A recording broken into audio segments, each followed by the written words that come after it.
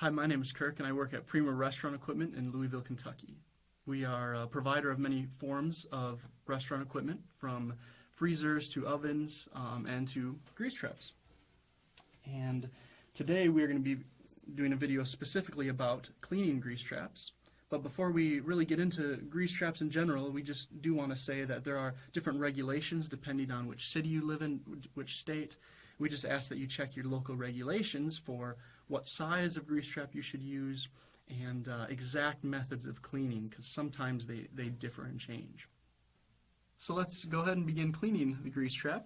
Give you some tips on how to do that. First of all, we do suggest that you wait until after your restaurant is closed. Once you break the seal and the lid pops off of this, pretty much the strongest fumes that you've ever smelled in your life are going to emanate from it. Let me tell you that Uncle Frank's bean chili holds nothing compared to the fumes that will come out of this, and so we do suggest you wait until your restaurant is closed. As you begin cleaning, you want to make sure that you do have the right equipment. And so we do suggest, because of the very strong odor, we do suggest that you get the right clothes on. You really want old clothes that maybe you don't care if you lose or you have to throw into the trash afterwards. You definitely want rubber gloves, goggles, and some form of mask to mask the odor for you as well. You don't want to be adding your own contents of your stomach into the fog already in the grease trap. Not only do you want that stuff, but go ahead and get a putty knife and some sort of a scoop out. It can be smaller, larger, it doesn't matter. And then you want to have a nice plastic trash bag, maybe a bin if you want. And then I suggest you put some kitty litter or maybe some absorbent material, kind of like what you'd throw on your garage floor to absorb oil. Go ahead and put that in there, and as you put liquid in that, it's going to soak up that liquid, and it's just going to make it more of hardened trash, so you can toss it, and just not a bag of nasty liquid floating around. So let's go ahead and begin cleaning this here. So obviously, you have removed your lid, so it's already off for us. The first step you want to do is go ahead and grab this removable baffle, and you're going to scrape it, and it's going to drop right into your grease trap. Remember that our grease trap is actually going to be standing upright. And then next, there's just going to be a lot of floating scum, just all that fog that is sitting there on the top. Go ahead and take this scoop of yours and just go ahead and dip it out, and just as many times as you need to get all that, put that into that trash can. The absorbent material will then sop it up. Now, go ahead and maybe some form of shop vac, or in some way, you can use the scoop if you need to, just get all of the remaining water out of there. Basically, any sort of water, throw that into a 5-gallon bucket or something, just so it's out of the way. And you should really remain with just kind of a bunch of sludge everywhere. You're going to do the same thing with the putty knife as you did with the baffle. Go ahead and just, maybe a smaller putty knife, just scrape all of that sludge off of those walls. And then you're just going to have a load of crud on the bottom. Now, Louisville, Kentucky regulations state that if there is at least 25% of your grease trap has sludge on the bottom, then you have to clean it regardless of when the last time you cleaned it was. So just be aware of that. Your government regulations may be more, maybe less, but you'll have all that sludge. Go ahead and scoop that out of there, throw that into that trash bag.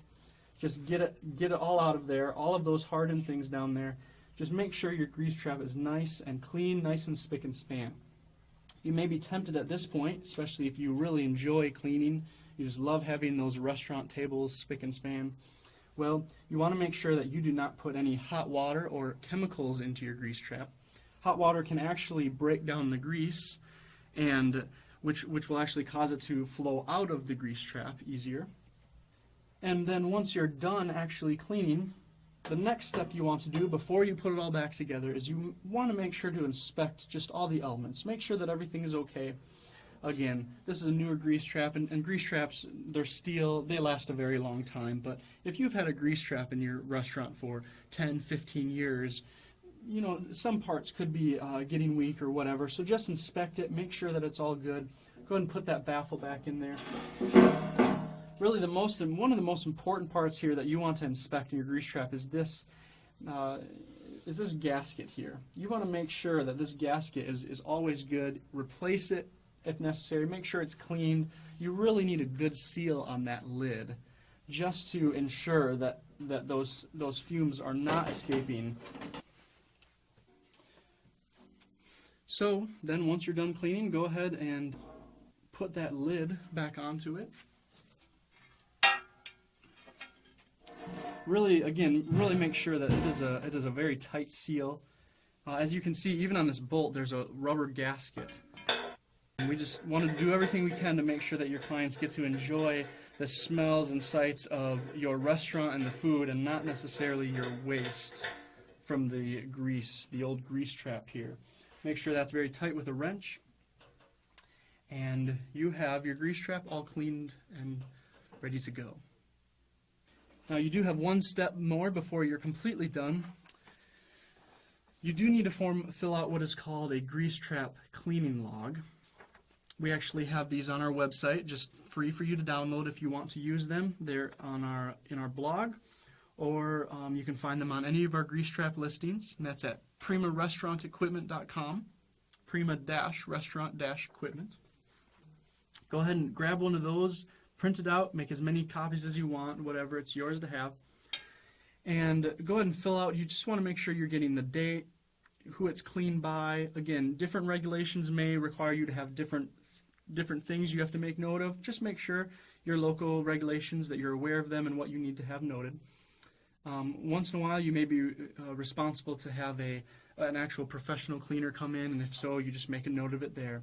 And that just keeps you from getting any sort of fine when you can go ahead and show the inspector when he comes around that you actually have been keeping up to date in your cleanings, that your grease trap is ready to go. Hopefully it's been an informative video. We do ask that definitely if you have any questions, please check us out online or give us a call. We'd love to help you in any way we can.